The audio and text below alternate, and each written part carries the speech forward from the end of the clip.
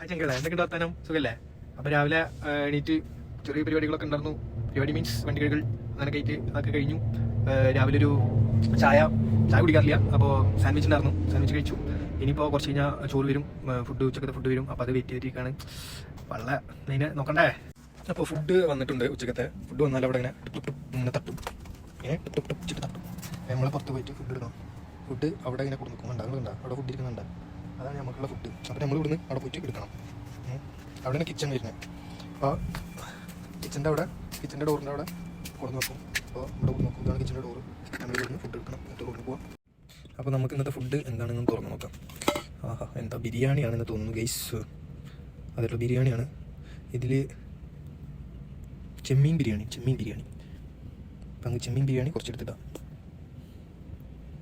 വേറെ ഇതിൻ്റെ കൂടെ ഇപ്പോൾ നമുക്ക് ഉള്ളത് എന്താ വെച്ചാൽ ഒരു യോഗട്ട് ഉണ്ട്, കട്ട തൈരാണ്.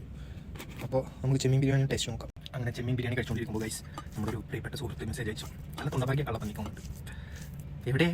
ഞാൻ അവിടെ അടുത്തുണ്ട്. ശരി, ഫുഡ് കഴിച്ചുകൊണ്ടിരിക്കുകയാണ്. അതുപോലെ ആയിക്കോണം നല്ല വിശപ്പുണ്ട്. ഒക്കെ വരും. ഇതേ വന്നിരിക്കുന്നു ഗൈസ് തൊണ്ടഭാഗ്യമുള്ള ചെമ്മീൻ ബിരിയാണി കഴിക്കാൻ. അതാ പ്ലേറ്റ് അവിടെ കൊടുത്തോ. എന്നിട്ട് ചെമ്മീൻ ബിരിയാണി കഴിച്ചിട്ട് നല്ല ഇത് പറയാം. എങ്ങനെയുണ്ട് മേസി? ആ ബാക്കിയുള്ള ചെമ്മീൻ ഉണ്ടായില്ല. ഒരു ചെമ്മീനാണോ? അതിന് ഞാൻ തപ്പി നോക്കി, പക്ഷേ കിട്ടിയില്ല. ഒന്നൊന്നുമില്ല, അത്യാവശ്യം ഉണ്ട്. ഒളിപ്പിച്ച് കളയാൻ ഉണ്ട്.